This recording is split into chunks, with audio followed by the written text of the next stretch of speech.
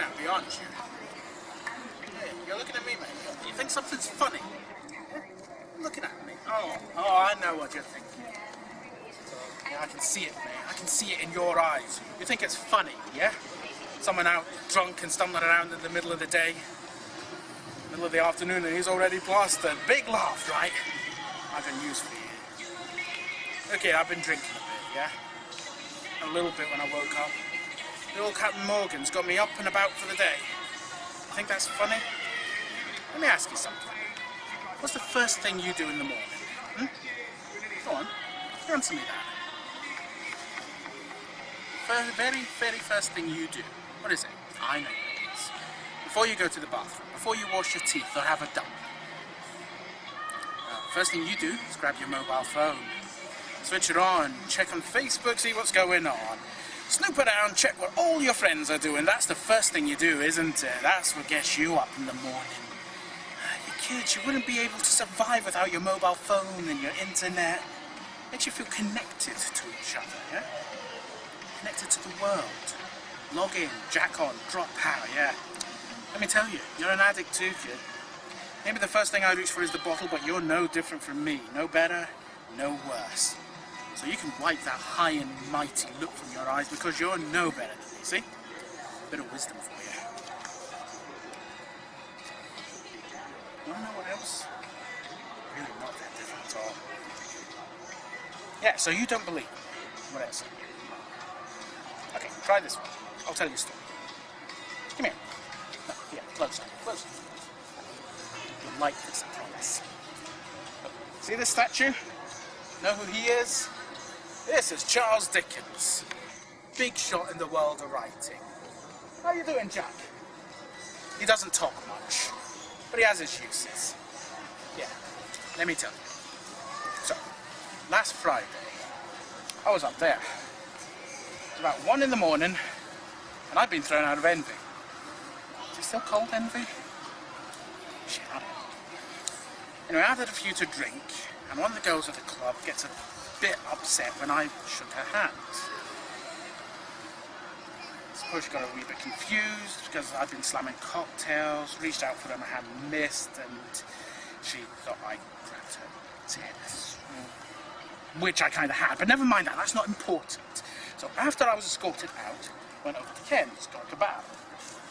Strolled down here, past the train station, got a munch on with his sweaty old kebab, and I realised I could probably still get into, well, Walkabouts is gone, isn't it? What's the other one down there? Near the theatre. Doesn't matter. So I was walking down here, I said hello to Chow. And I realised that I really had to take him.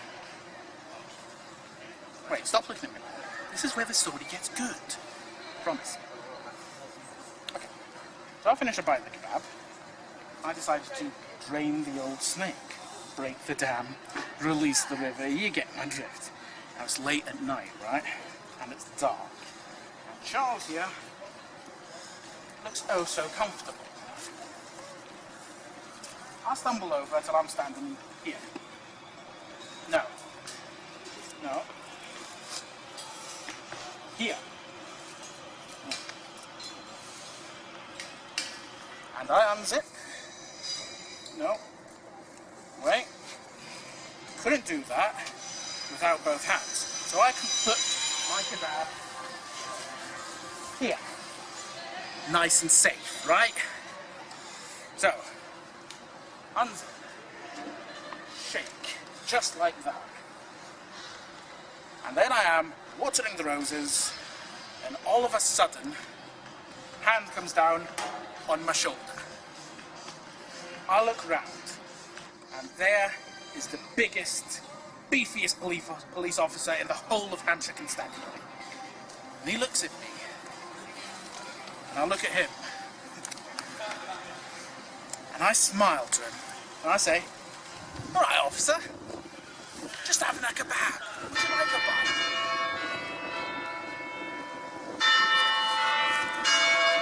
And he looks at me, shakes his head, and says, "Hang on, is that you, John?" I zip up, Sure enough, it's Big Dan Mears from school. What are you doing with yourself these days, I ask him. Turns out he's been doing really, really well for himself. He's got a good job. He's getting married in September. Really well for himself. He was a great chap back in the day.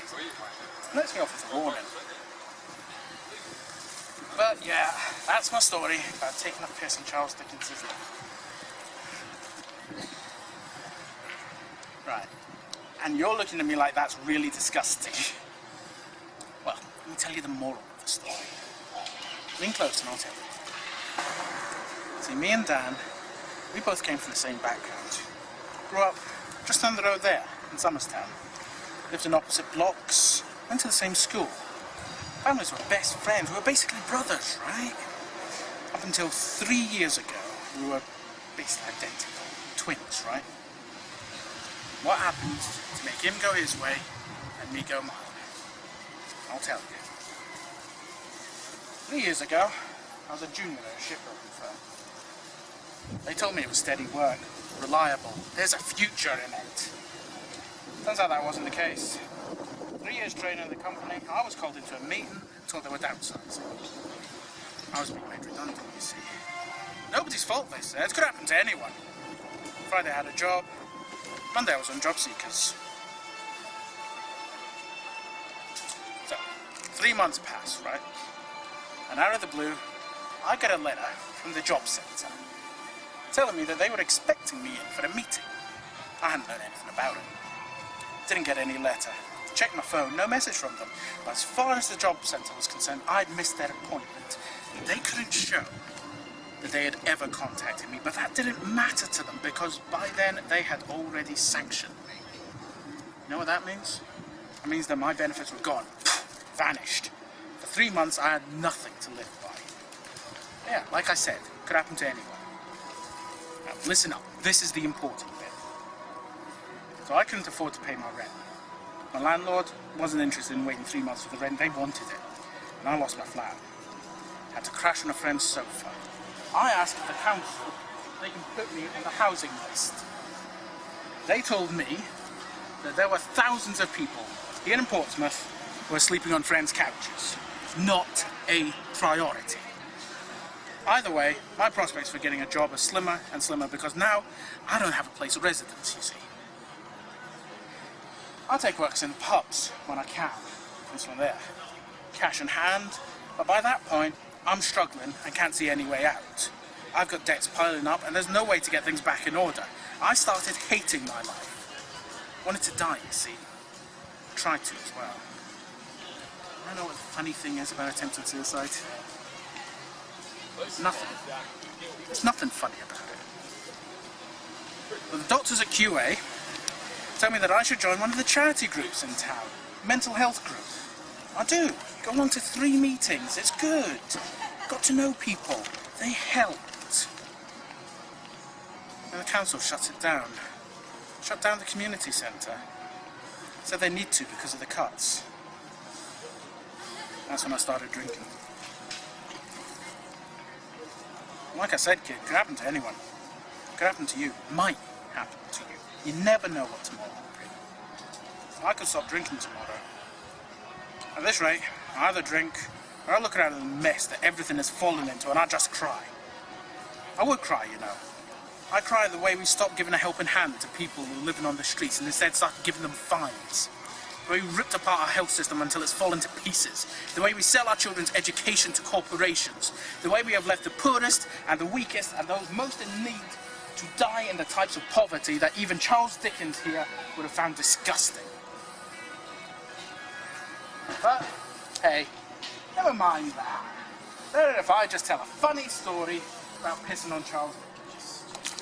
Far less threatening like that, isn't it? It won't make you think about the uncomfortable things. The thing is, I could finish off this bottle. It won't help me. It will kill me, gradually, bit by bit. But I could stop. The question is, mate, can you stop? Because at the end of the day, we're no different. What happened to me could happen to you. You're the only one that can stop me.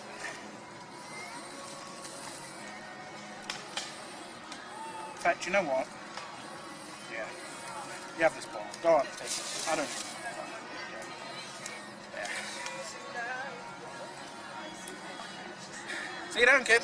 This is after you play.